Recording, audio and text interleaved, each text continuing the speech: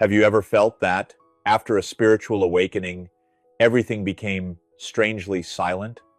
As if life, which once propelled you with goals, desires, and plans, suddenly lost its color? You broke through illusions, saw clearly what was once hidden, but now, what you feel is an unsettling emptiness, a lack of motivation no one warned you about. This video is for those who've crossed the great revelation and, instead of finding strength, found silence. What if I told you this lack of drive isn't weakness, but an essential part of the process? Spiritual awakening is often romanticized as a destination, as if by piercing the veil of illusion, everything becomes clear, vibrant, full of purpose. But the truth is harsher, and at the same time, more sacred. For many, awakening doesn't ignite a flame, it extinguishes the old fire. The motivation that once drove you, rooted in desires, validations, and achievements, crumbles. And in its place arises something few know how to name: a raw, empty, disorienting space. It's not depression, nor apathy. It's the collapse of the old reasons for existing. In this video, we'll journey together through this shadowy and sacred territory, understanding why, after a spiritual awakening, we lose the motivation that once propelled us. We'll reveal that this state, though painful, isn't the end, but an inevitable transition stage. The exact point where the ego dies, but the self hasn't yet fully emerged. And more, we'll learn how to inhabit this emptiness with courage and presence, until a new strength, truer and more aligned, begins to arise. So, take a deep breath and stay until the end, because here, we won't offer shortcuts or empty motivational slogans. We'll talk about what few dare to admit, that true spiritual awakening, before illuminating, dismantles, before empowering, empties. But it's in this emptying that the new you begins to take shape. And if this video resonates with you, write in the comments, "I'm ready to cross the void." That's the first step of the journey.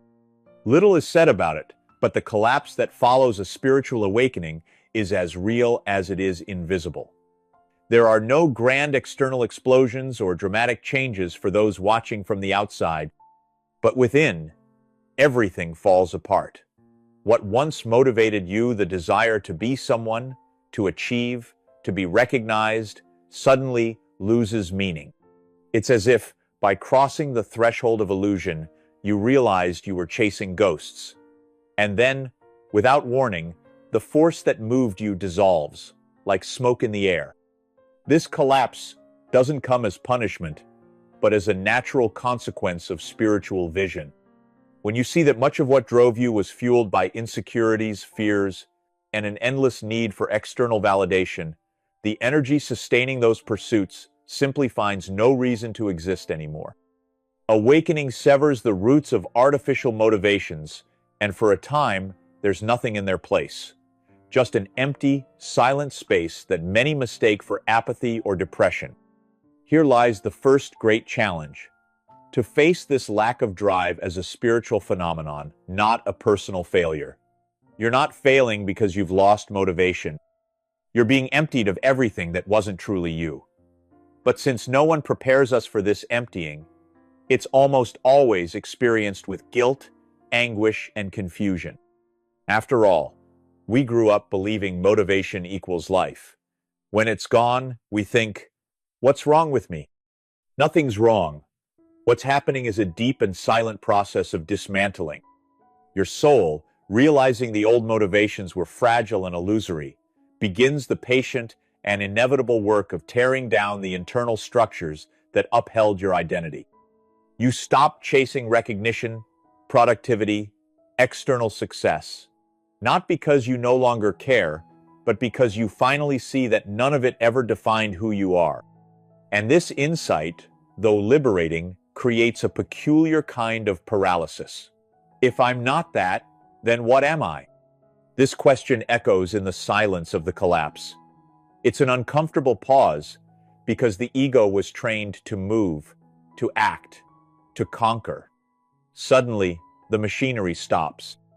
What was automatic becomes improbable. What used to get you out of bed now seems pointless. But within this apparent discouragement lies the most sacred potential, the birth of a new motivation, one that doesn't stem from fear or need, but from truth and presence.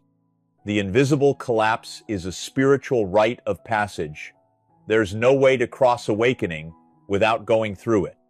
And most importantly, it's not a sign of regression or illness, it's a sign of evolution, even if in a way society doesn't recognize.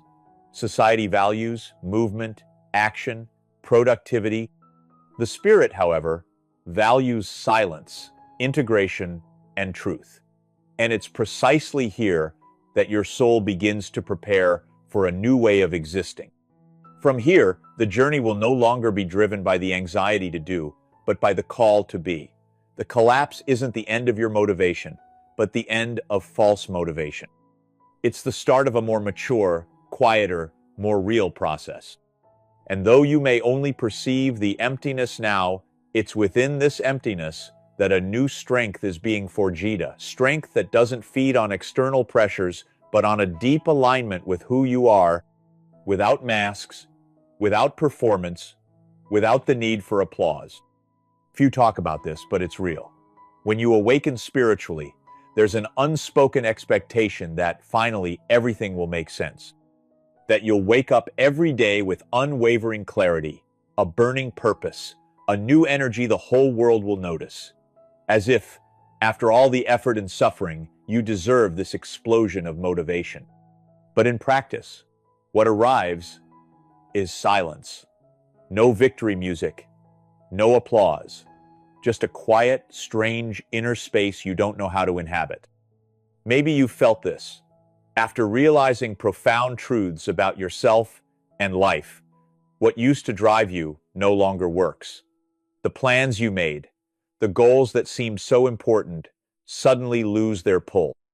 You see, you spent years chasing things that no longer make sense, but at the same time, you don't know what to replace them with. And this not knowing hurts, because we're used to acting, producing, always having a next step. Buddhist teachings speak extensively about this, the process of emptying the self. When we start to understand that much of what we did was driven by illusory desires, born of fear and attachment, naturally, the will to continue fades. Not because life has lost value, but because what moved our life wasn't true. The Buddha taught that desire is a cause of suffering, and when we begin to see this, desire quiets. But with it, so does the old motivation. This absence of motivation can be disorienting. You look at yourself and no longer recognize who you are. What once excited you now feels empty, forced, and you wonder, what's wrong with me? The answer is nothing. There's nothing wrong. You're simply going through a transition that wasn't meant to be comfortable but necessary. You're leaving behind the old way of living, but haven't yet found the new. And this interval is silent, long, and often lonely. Buddhism also speaks of the state of non-action, a space where the being learns to simply be, without compulsively needing to do. Perhaps this is the moment you're living. And perhaps this is the hardest lesson, how to remain present even without grand projects, dreams, or motivations. How to exist fully when there's nothing grandiose to do, when everything feels so simple, so still. This silence, which at first seems like a flaw, is actually an invitation to hear what was never heard because the noise of the search was too loud, an invitation to look within without the rush to get anywhere. What you're living isn't apathy, weakness, or spiritual failure. It's the space where the old identity dissolves, and the new one doesn't yet have a name. It's uncomfortable because we were taught that being motivated equals being alive. But true spirituality teaches that there's life in silence, in pause, in stillness too. And perhaps now, the greatest act of courage you can muster is exactly this, not chasing anything. Not trying to force a new motivation, but simply accepting that, in this moment, the most sacred thing isn't doing, it's being. It's being present in the discomfort, in the absence of meaning, until, naturally, a new way of moving through life emerges, not because you need it, but because something true, silent, and profound invites you. There's a space almost no one talks about, the one where you can no longer believe in the old motivations, but haven't yet found a new way to exist. It's not a comfortable or glamorous space. It's silent, raw, uneasy. You no longer identify with the ego that once ran your life, but you also don't yet fully feel the soul as your guide. It's a strange crossing where everything feels suspended, undefined. In this space, you realize the old identity, the one that did, achieved, presented itself to the world as slowly dying. It's not a quick process. There's no specific day when you wake up and say, "There, I'm transformed." In fact, it's so subtle you only notice when you no longer recognize yourself. Clothes, tastes, relationships, habits, everything seems left behind, but you don't yet know what will take their place. Buddhism calls this state the middle way, not in a moral sense, but as a space of suspension, where you're no longer bound to the old, but haven't yet embodied the new. It's the space of radical impermanence, where everything that once gave security dissolves, and there are no solid new forms to lean on yet. And that's exactly why many people, upon reaching this point, fall into crisis. There's no ground, no clear direction, no certainty. This is the territory of the void, and it's profoundly human. Everyone who walks an authentic spiritual path passes through it, though not always consciously. And contrary to what the ego fears, the void isn't a place of destruction, but of gestation. What feels like absence is, in fact, the necessary space for something new and truer to emerge. But the ego, used to filling every void with distractions, fights desperately against this state. You may notice this struggle in the urge to fill this space with anything: a new project, a new relationship, a new goal. But if you have the courage not to give in, you'll see that the void doesn't want to be filled. It wants to be respected. It wants to be inhabited. It's in this silence that the soul, slowly, begins to find space to emerge not as another identity, but as a more authentic and profound expression of your being. This in-between space is uncomfortable because it doesn't offer the quick answers we're used to seeking. There are no clear signs, no guarantees. There's only the raw experience of being between worlds, the world you already knew and the one that hasn't yet been born. And, paradoxically, it's exactly this not knowing that allows something truly new to arise. Because, as Buddhist masters say, it's only when the bowl is empty that it can be filled again. Being in this space is therefore a call to patience, humility, and surrender. There's nothing to do but hold yourself in it with presence and compassion. Don't rush, don't force, don't flee. Just be. Because, in this territory of the void, something invisible is being prepared. A new way of living, more aligned, truer, freer. And this form will only emerge when you fully accept that, for now, there's no one you need to be, only who you're becoming. We live in a culture that idolizes movement, productivity, and constant progress. From a young age, we're taught that value lies in those who do, who achieve, who never stop. Silence, pause, waiting are seen as failures, signs of weakness, or even laziness. So, when a spiritual awakening leads us to silence, to the empty space where there's no immediate motivation, it's natural to feel not just discomfort, but shame. We're conditioned to feel guilt for not doing something. This conditioning pushes us, almost automatically, to try to fill the void with anything. New courses, new projects, new goals, new relationships. The market knows this and offers endless options for those who can't stand to pause. Productivity formulas, motivation hacks, personal growth challenges. But none of this meets the real need of the moment, because what the soul is asking for isn't more movement, it's permission for silence, for non-doing. The paradox is that the more we try to escape this space, the larger it grows. It's as if the soul says, "No use distracting me. I'm here, waiting for you to listen." But listening requires stopping. And stopping, in our society, feels like an act of rebellion. We live in a time that doesn't tolerate the authentic spiritual process because it doesn't fit the patterns of productivity and success imposed on us. Spiritual silence, this sacred interval, is often misinterpreted as stagnation or failure. Buddhist wisdom reminds us that attachment is suffering.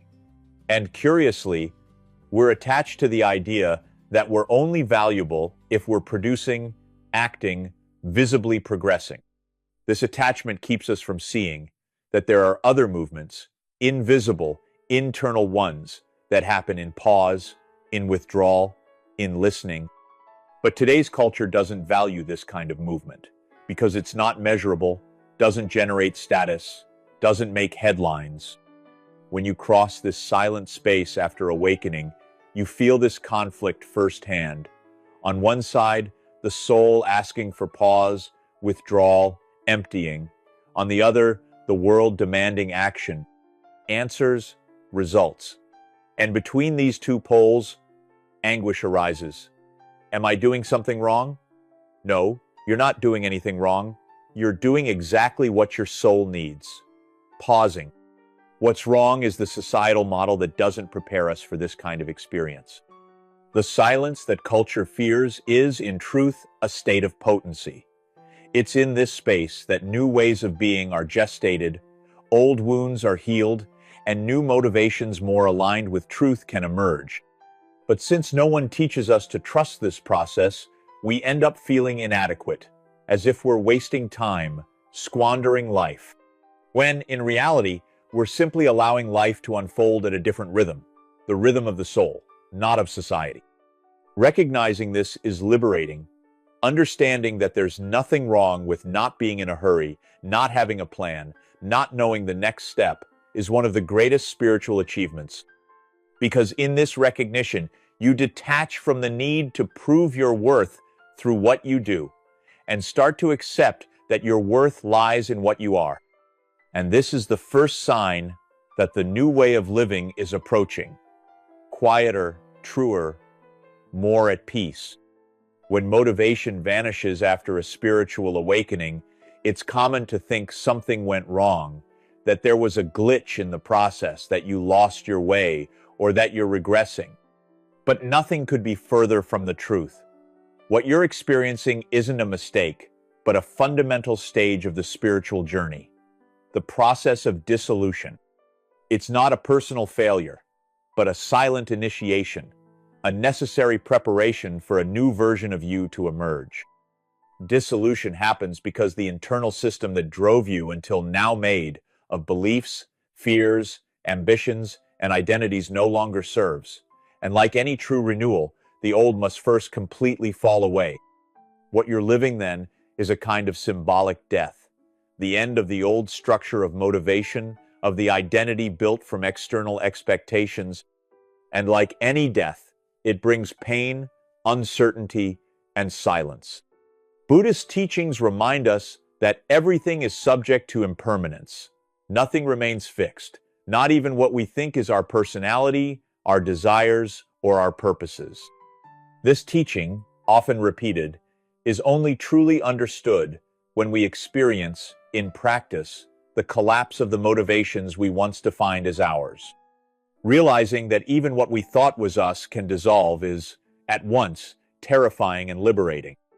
This process is called by many a spiritual initiation, because it marks a transition, the end of the conditioned self and the beginning of a truer approach to the essential self. But this passage isn't made with lights or certainties.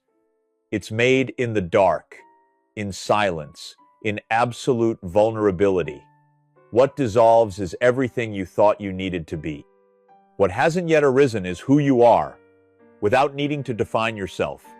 And this space is exactly the space of initiation, the in-between.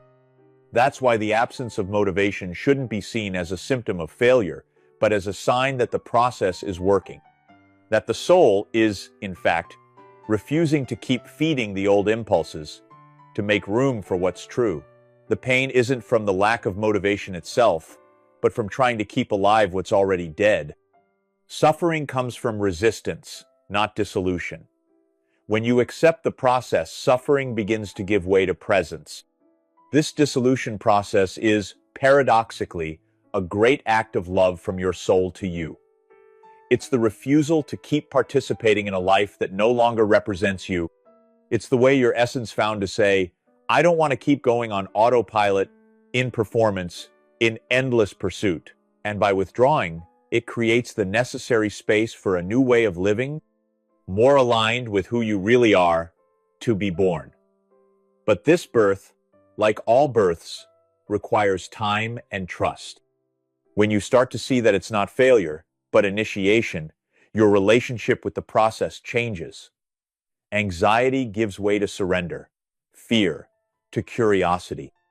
And slowly, you begin to notice you're being rebuilt, not from what the world expects of you, but from what your soul quietly whispers.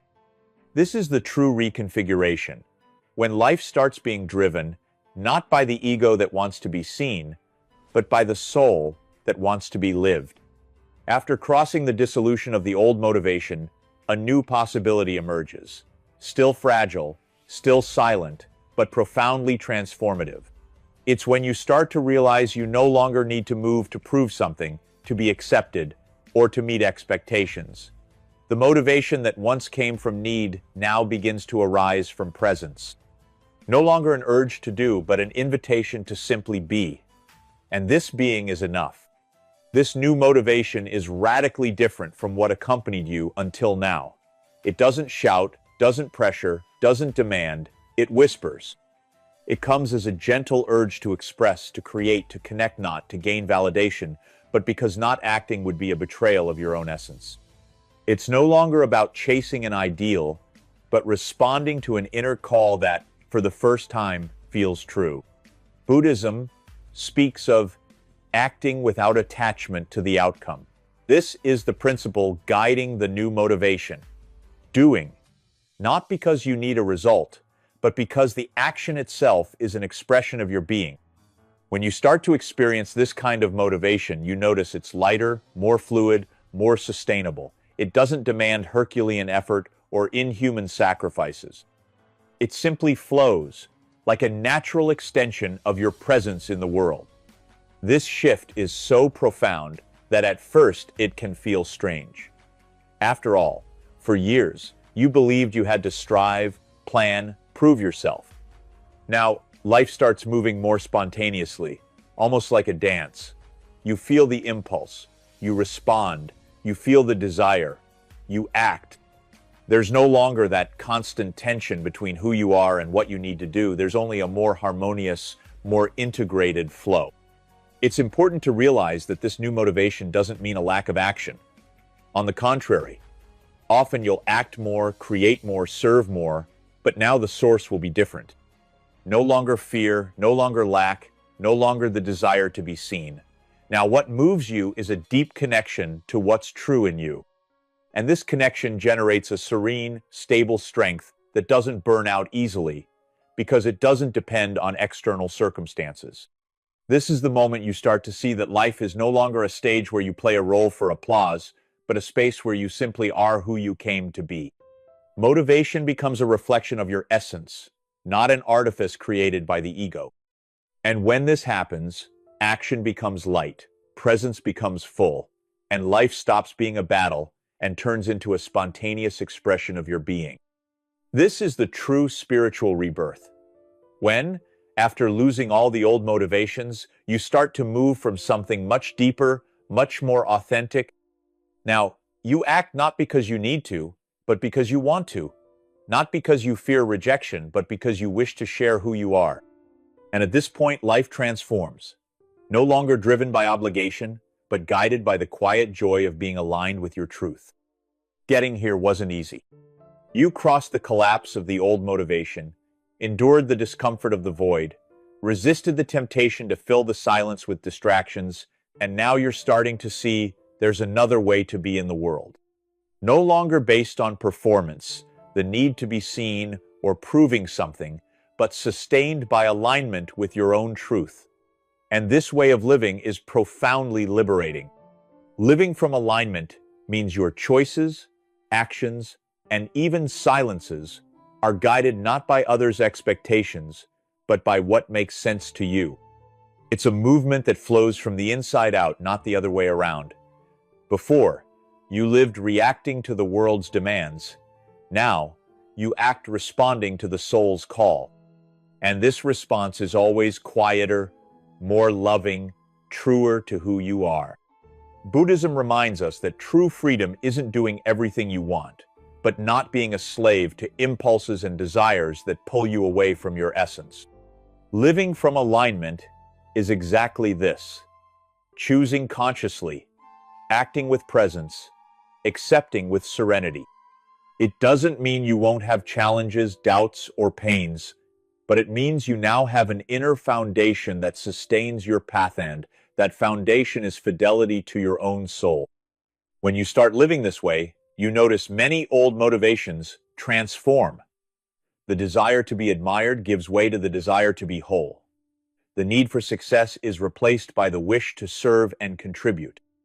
The fear of failure makes room for the willingness to experiment, to grow, to be vulnerable. You no longer live to maintain an image, but to express an essence, and this shift completely changes how you exist. Living from alignment also means accepting that there won't always be grand goals or objectives to chase. Sometimes, the most aligned thing will simply be, to feel, to rest, to contemplate. Action stops being compulsive and becomes intentional. You no longer run to achieve something, but move when you feel a real call, a genuine invitation from life. And in this movement, there's peace, there's truth, there's freedom. This is the point where motivation transforms definitively. It's no longer a frantic impulse demanding haste and results, but a quiet, stable, lasting force that guides you gently. It's an energy that doesn't burn out, because it doesn't depend on external applause or validation. It's motivation born of being, not doing. And that's the purest, most sustainable way to live. Realizing this, you understand that spiritual awakening wasn't a loss, but a gift. It wasn't the end of your motivation, but its transmutation. Now, you inhabit life with more wholeness, more presence, more authenticity. And perhaps, for the first time, you feel you no longer need to desperately search out there, because what you were seeking was always within. And living from this awareness is the soul's final call, not to do more, but to be, simply be.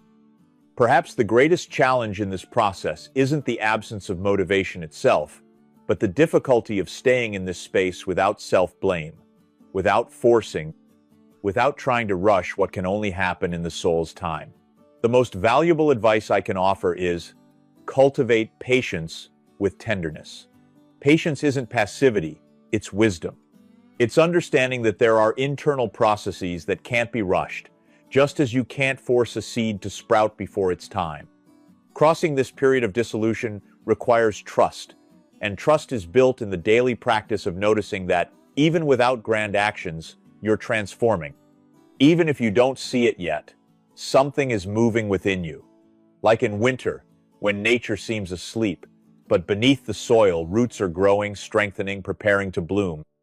This is your soul's time, an underground, silent, but absolutely necessary time.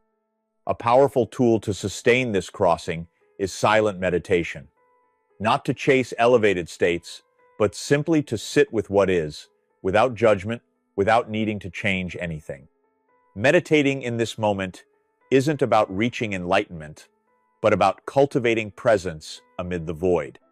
It's sitting with the absence of motivation and, instead of fighting it, asking, "What do you want to show me?" This listening is a profound act of spiritual courage. Another essential practice is self-compassion. Treat yourself as you would someone you deeply love who's going through a tough time, with kindness, respect, patience.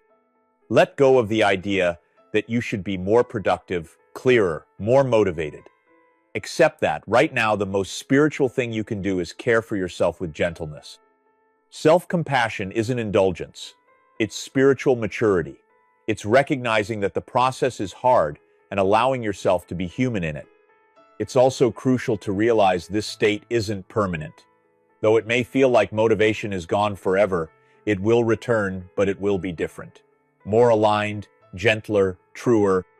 The key is trusting that the process is intelligent, that your soul knows what it's doing, even when your mind doesn't understand. Trust isn't having certainty. It's moving forward, even in its absence.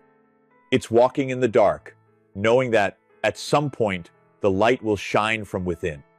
During this phase, avoid comparisons. Don't compare yourself to those in a different rhythm, a different stage, living a different experience. The spiritual journey isn't linear, and every soul has its own time and way of crossing the void. Comparing yourself only breeds anguish and disconnection. Honor your path, even if it feels stuck, even if it feels too silent. Sometimes, the greatest movement happens precisely when everything seems still. Finally, always remember, you're not alone. This process is shared, even if rarely spoken of. Many have gone through it, many will yet pass through. You're part of a silent lineage of souls who chose to live more authentically, more aligned, truer. And that takes courage.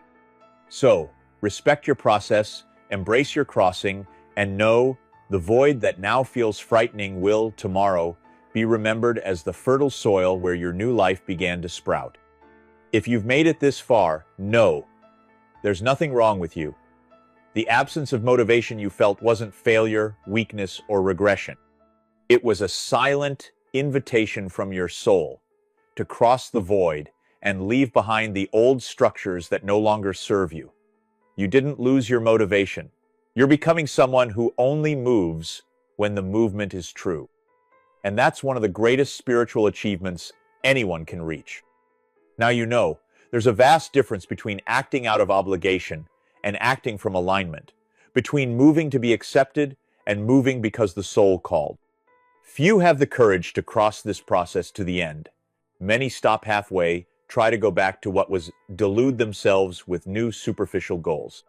But you, by being here, show a rare willingness, the willingness not to flee from yourself. And that's the true awakening, not the one that makes you run, but the one that teaches you to pause, to listen, and to trust.